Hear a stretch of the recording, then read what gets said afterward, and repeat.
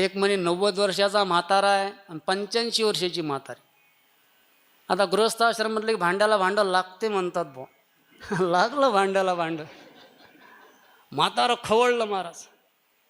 बाबांना त्याला हिवाळ्यात घाम फुटायला लागला. खवळलं महाराज म्हातारं. आता काय महाराज, हे नवरा बायकोचं त्याला गॉड गिफ्ट म्हणतात महाराज. विसंगती जर झाली तर जीवनाची पंचायतच आहे महाराज. त्यांनी एक दृष्टांत झालं, एका माणसाची बायको खूप भानकुडळ होती महाराज. भांडखोर आणि दृष्टांत आठवला मला. भांडकुडळ म्हणजे महाराज भांडण उखरून काढणारी, आणि भांडखोर म्हणजे दुसऱ्याचं भांडण अंगावर घेणारी. भांडखोर कंटाळला महाराज, त्रस्त झाला. काय करावं म्हणे, आता काय ही फजिती माझ्या जीवनात आणि काय असते महाराज. चांगल्याच बराच विचार आहे तो, जाऊ द्या तिकडे जायचं नाही. तो म्हणे आता कुठूनही बला आली माझ्या नशिबामध्ये आलेली आहे, काय करावं म्हणे. आता ही त्रस्त झाला महाराज. कर्मधर्म संयोगानं त्या माऊलीला महाराज गावातलं एक गावरान कुत्रं चावलं. आणि कुत्रं चावणं काही सोपं नाही महाराज. पूर्वीच्या काळामध्ये 14 इंजेक्शन घ्यावं लागत होते, आता 4 घ्यावं लागतं, आणि ते इथं घ्यावं लागतात पोटाजवळ महाराज.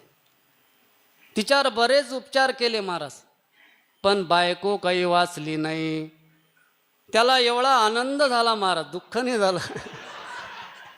काय सांगू आता, कुत्र्याचे उपकार. कुत्रं चावलं महाराज, बायको दगावली, इतका आनंदित होता महाराज, काय सांगू महाराज. मग महाराज बायकोचं प्रेत आहे आणि हातामध्ये ते घड त्यांनी उचललेलं आहे. त्याला मडकं, आमच्या भागामध्ये त्याला टिटवं धरणं असं म्हणतात, त्याला घड धरणं म्हणतात. ते घड त्यानं धरलेलं आहे, हातामध्ये ते मडकं आहे. कुत्र्यामुळे महाराज बायको मेली, कुत्र्याची उपकार म्हणून एका हातात कुत्रं आहे महाराज. एका हातामध्ये घट आहे, एका हातात कुत्रं आहे. त्याच्या मागं 100 लोक आहेत, त्याच्या मागं प्रेत आहे, आणि त्याच्या मागं 500 लोक आहेत. अशी अंतयात्रा चाललेली आहे. लोकांना आश्चर्य वाटलं की असं कसं काय चाललंय बाबा, हे काही कळत नव्हतं महाराज कोणाला. एका जणानं बाबा विचारणा केली त्याची, का रे म्हणे, काही म्हणे हे अंतयात्रेचं स्वरूप आमच्या लक्षात आलं नाही. तुझ्या एका हातामध्ये कुत्रा आहे म्हणे, एका हातामध्ये घड धरलेला आहे, मागं 100 लोक आहेत, त्याच्या मागं प्रेत आहे, त्याच्या मागं 500,000 लोक आहेत. तो म्हणे खरं सांगू का, ही म्हणे माझी बायको होती. बरं ठीक आहे. ती मरण पावली. कशानं मेली? भांडकुदळ होती म्हणे, हे कुत्रं तिला चावलं, त्या कुत्र्यामुळे ही मरण पावली म्हणे. बरं, हे 100 लोक ते 500 लोक, काही कळालं नाही स्वरूप. मग म्हणे हे बायको या कुत्र्यामुळे मेली.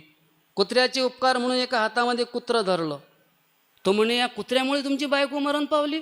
हां म्हणे, या कुत्र्यामुळे हे चावलं ती मरण पावली. कृपा करा प्लीज प्लीज, एका दिवसाकरता कुत्रं द्या म्हणे. एका दिवसाकरता द्या. हो, ते म्हणे तुला देता येणार नाही का, 100 लोकांची वेटिंग आहे म्हणे.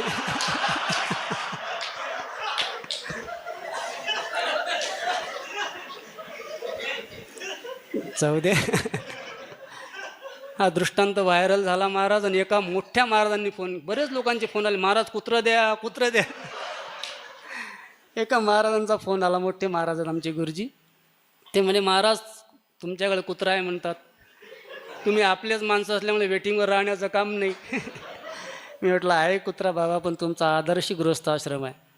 या दृष्टांतामुळे महाराज ते म्हणे किती लोक राहतात आश्रम? म्हटलं 12-13 राहतो. 2,000 रुपये पाठवले महाराज, काहीतरी नाश्ता करून घ्या म्हणे. ते म्हातारीवर तापला महाराज, म्हातारा खवळला.